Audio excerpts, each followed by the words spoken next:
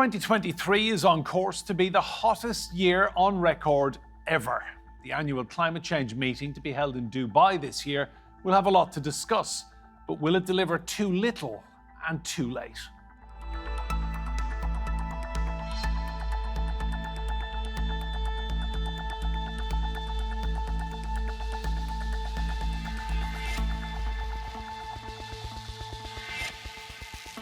Hello and welcome to Roundtable. I'm Enda Brady. World leaders, negotiators, lobbyists, they're all gathering in Dubai to discuss what progress has been made on climate goals. With key targets being missed, what's the likelihood of real and lasting progress? Floods, extreme heat, wildfires. These are all the result of climate change.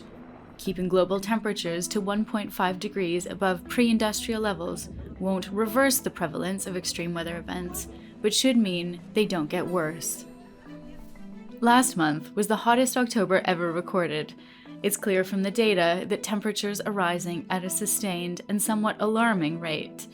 This year's annual meeting tackling climate change is being held in Dubai.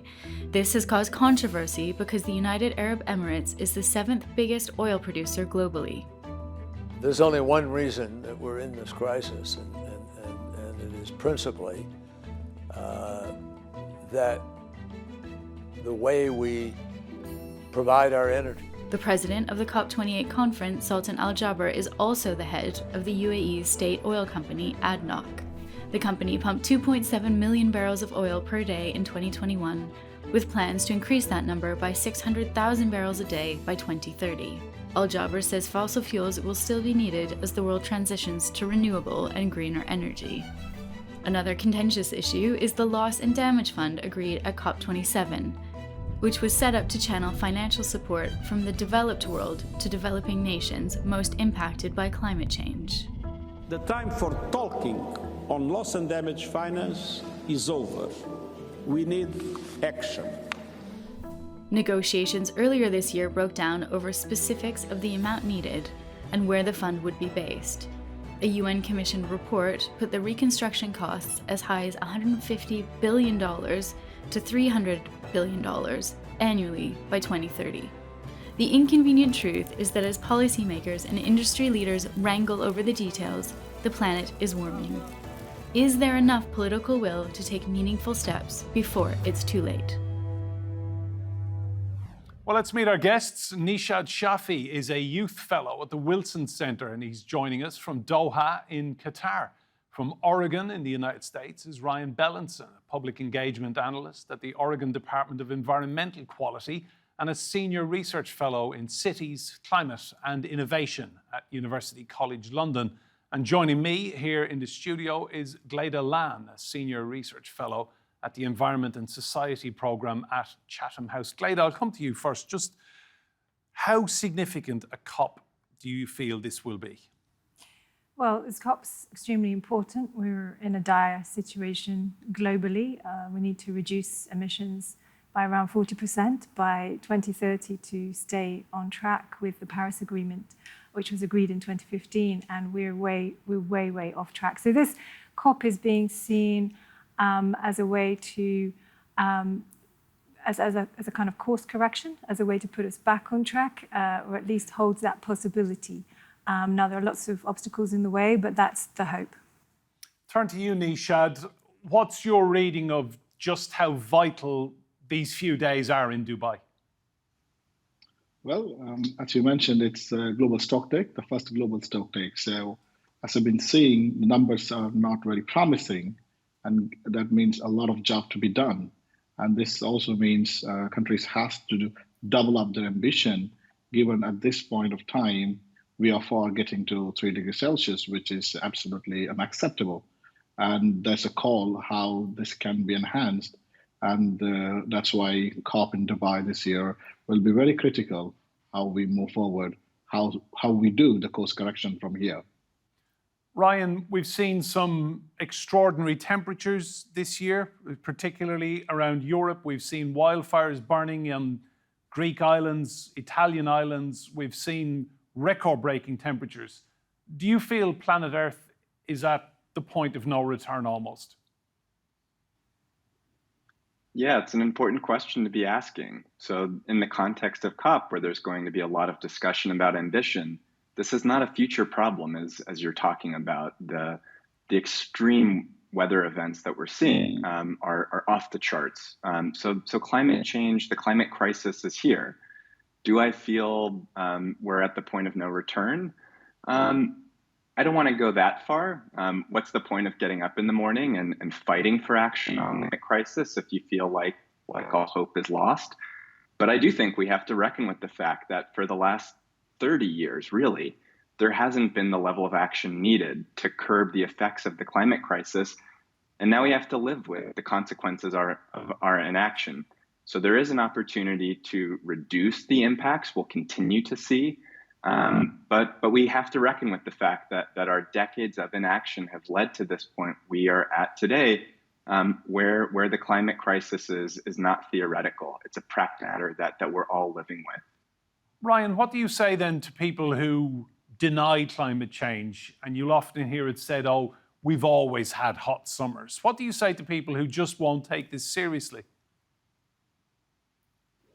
Yeah, I mean, at this point, those arguments are a bit tired. So if individuals are not willing to look at climate science, and the overwhelming majority of scientists are definitive on this matter, those climate deniers are not going to get on board. So I think it's important to be pushing governments that do acknowledge the problem to take action, to listen to the commitments, the pledges that will be made at COP28, like the previous climate gatherings, and push to make sure that action takes place, that commitment leads to action.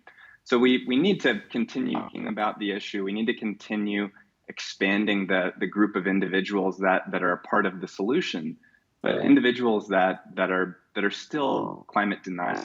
In my opinion, there's very little that can be done at this point to bring them into the tent of solutions. Glada, we're showing our viewers a graph on screen at the moment, and it illustrates global temperature values for each day since record keeping began in 1958. It shows that 2023 ranks as the second warmest year on record, closely behind 2016. July of this year particularly stands out as the hottest month since records began, with temperatures surpassing any previously recorded values. I mean, this year of all years really hammers home the need to address this now.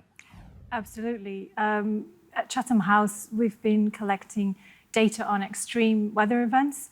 And so far this year, there's been 391 of those, which is way beyond what we normally have. Those have led to the deaths of over 22,000 people, about 67,000 people affected, displaced, and so on. You've seen the wildfires in Canada, the flooding in India, the flooding in Libya. These are having a real impact now, the heat across Europe. We desperately need to reduce overall global average temperatures to rein in the kind of impacts that we're seeing in our climate system, because in just a few years' time, we may reach a tipping point where it becomes very hard to do anything at all. And your take on climate change deniers? Yeah, I've heard this argument reappear every so often. The science is extremely clear. I mean, if we look at the graphs showing average temperature, say, from 10,000 years ago, we have not seen anything like this, since we began cultivating wheat, for instance. And then suddenly, since we started producing emissions on a large scale in the Industrial Revolution, the temperature has risen on a scale, that cannot be explained in any other way. Plus, if you think about greenhouse gases and what greenhouse gases do, that's carbon dioxide, that's water vapor, that's ozone, that's methane, and a few others. They capture heat and they re-emit it in the atmosphere. So we need some of them to keep us at a livable temperature. But when there's too much, we have surface temperature rising beyond what our natural ecosystems are able to survive beyond a certain point. So that's what we're trying to rein in, those gases. And the majority of those gases, 70% of greenhouse gas emissions come from burning fossil fuels, for instance. And then there are other problems with land use change, agriculture, deforestation, etc. So there's a number of things that we need to fix right now. Neeshad, I want to ask you about the hosts of this particular COP. It's in Dubai, United Arab Emirates, one of the big producers of oil and gas in the world. Is that a bit of an issue for you? Well, as long as they are committed to what they've been the ambitious announcement, but it is also at the same time good time to have a host who are now pressurized to deliver.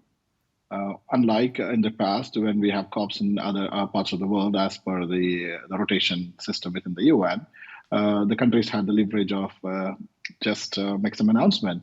Now they have to deliver what they've been promising, because the COP, it's in their backyard, and they cannot just get away with vague promises like many other countries.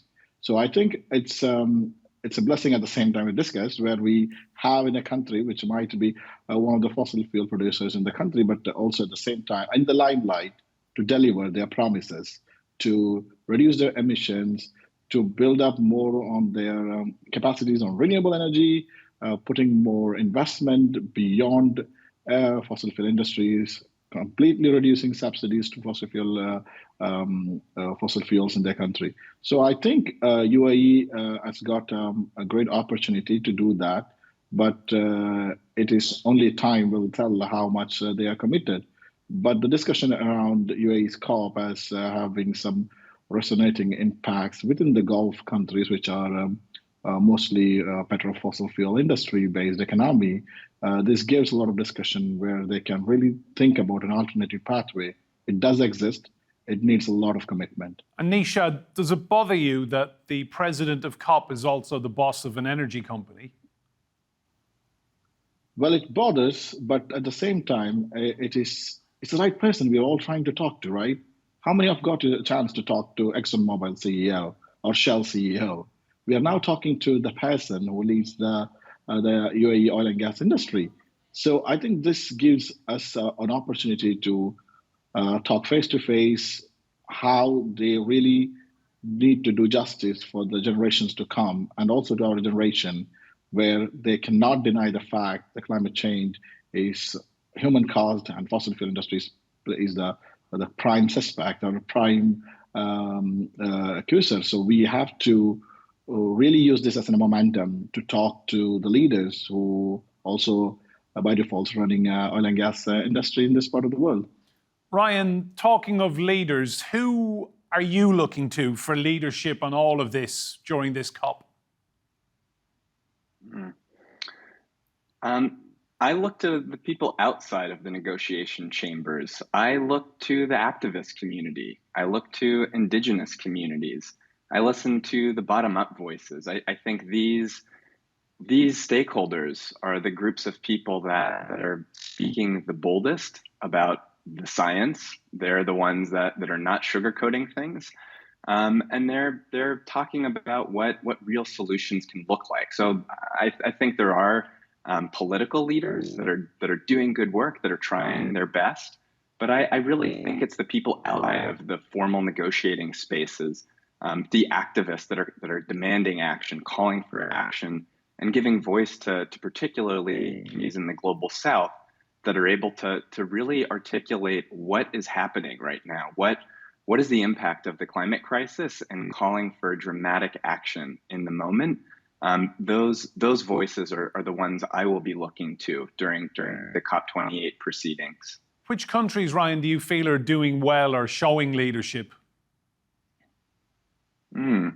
Yeah, I think there are a number of different countries.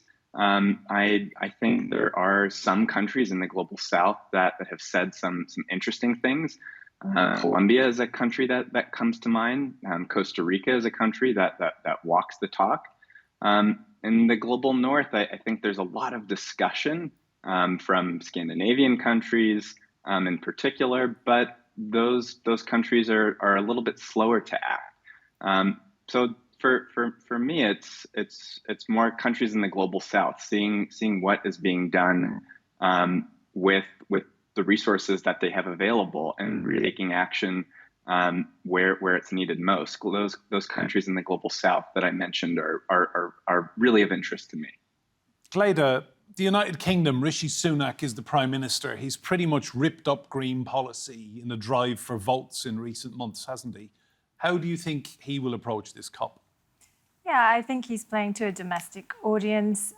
He doesn't seem particularly concerned about foreign policy at the current time, sadly. And I'm not seeing the same kind of emphasis that we've had in previous governments on the negotiations as a space to really show UK's leadership in climate change, sadly.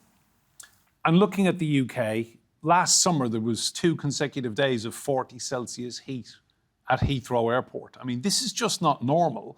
And yet you have a Prime Minister who then, within a year, is offering more licences to drill for oil and gas in the North Sea.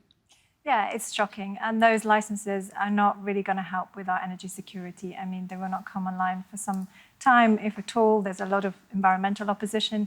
They'll provide a few jobs, but are not part of what Britain has proposed, it will do in terms of reaching net zero by 2050. And is this a problem for you? Political selfishness, that so many leaders go to these talks and they will obviously want to offer the soundbite to journalists, to radio, TV, newspapers, but ultimately, when it comes down to it, their decisions will be made on what's in it for them domestically. Yeah, I think it's a huge problem. I mean, I kind of want to come back to what Ryan said, because I think there are fantastic things going on the ground. And if you want to look for hopefulness, look to cities, look to what civil society is doing, municipalities, etc., around the world. Yes, there's a lack of leadership. I was reading recently the book called Humankind. I don't know if you've come across it, but it really makes the case that human civilization has succeeded because we cooperate, not because we're the strongest or most intelligent and so on, but because we cooperate. And right now we have a failure of multilateral cooperation, big time. This is a huge problem for progress on climate change, which is the biggest threat that faces everybody in the world right now. We're fighting, we're spending trillions on military equipment and just a mere fraction of that on actually rewiring, transforming our economy in the way that it needs to go. Neeshad, would you agree? Is that something we need to do? We just need to start rewiring economies to start thinking greener, more green energy, and for everyone to start playing their part. Absolutely. I mean, one of the big part is the consumeristic approach. I mean, when it comes to oil and gas, we might tend to look to the Middle East as one of the largest producer of fossil fuel. But at the same time, we should look, they're doing it so for a larger consumer, especially most comes from the West. So this consumerist approach and a market availability for fossil fuel to date makes things not easy for the countries who even really wish to do a transition. So pointing towards Middle East oil and gas countries sometimes doesn't really work the economics, because as long as you create a market value for this fossil fuel industry, the fossil fuel industry will survive any shocks, any economic shocks. And at the same time, what I would really look into is the countries from the global north, developing countries who actually superlatively depend on fossil fuels, have to look that they have to reduce the consumerism. Consumeristic approach to fossil fuel is keeping them alive. If they get the right funds for the countries in global south, who really lack the funding opportunity because they have the capacity to do so, what they're lacking doing transition from coal or either from oil consumption from the Middle East is because they don't have the money. And one of the biggest promise from the Paris Agreement was $100 billion. Now we have another new jargon of loss and damage fund. All these funds are great discussion, and opening another fund. I'm not surprised another year there's a Children and Youth Fund for climate action, but it's just a bogus. There's nothing in that. This sort of discussion is really taking away. But I know I believe in loss and damage and the funds requirement, but the commitment is not there. As you all know, Paris Agreement is not a legal agreement, it's a voluntary agreement. That's why I take where Glada mentioned multilateralism works, and that's the only way we can move forward, because there is no legality. Anybody has to commit as long as it's a voluntary commitment and it's done under cooperation and in an environment where everybody has to trust one another. The world is losing trust at the moment, critically losing trust. Ryan, you're in the United States. 2024 may bring Donald J. Trump back into the White House. What do you think that will do for the climate change debate in America? Yeah, I think the presidential election, of course, is important. We have seen some positive action out of the Biden administration.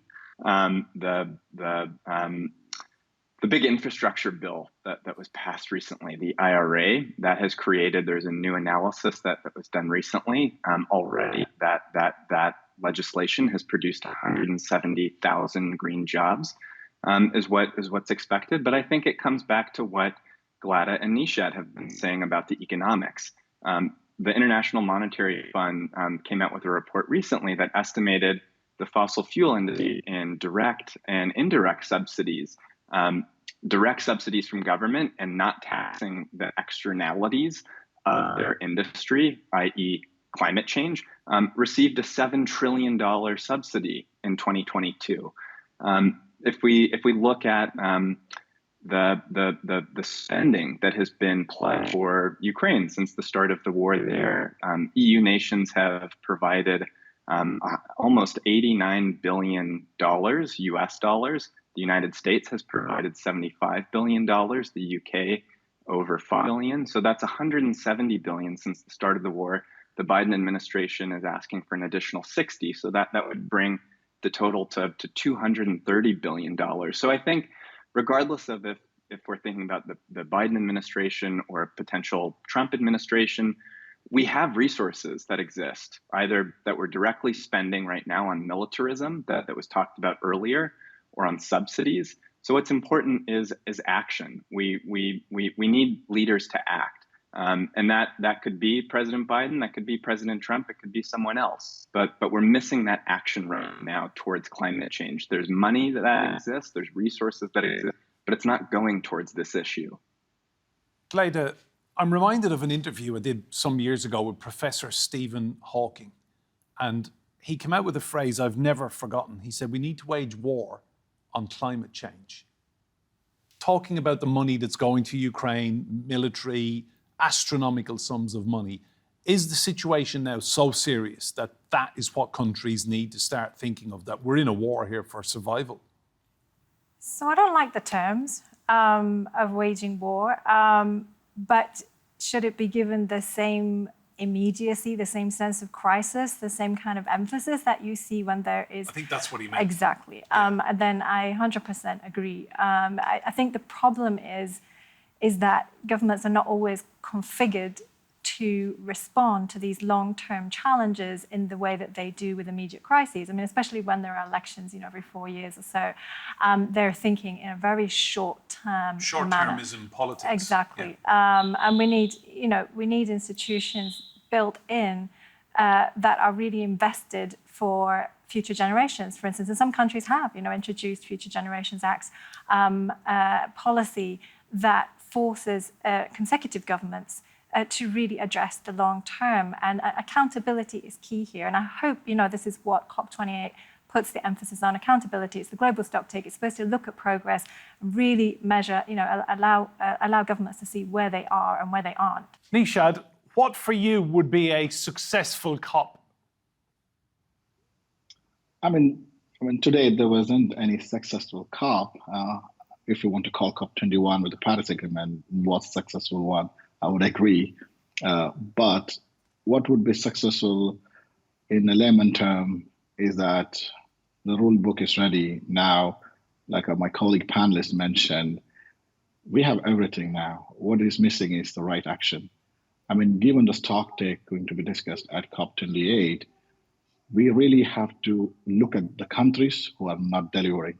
It is time that we reach out to those countries who are not delivering to their promises, whether it is in terms of mitigation or it is in terms of funding. So this is time to call the leaders who are not performing. And I think that should be a crucial juncture. And again, who will be doing, like my fellow panelists mentioned, the young people.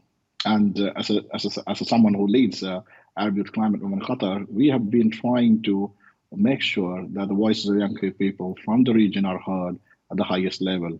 And we recently also launched a new program, Arab Youth for COP, making sure young people get those platforms to share their stories, from the recent flooding in Libya to the flooding in Oman.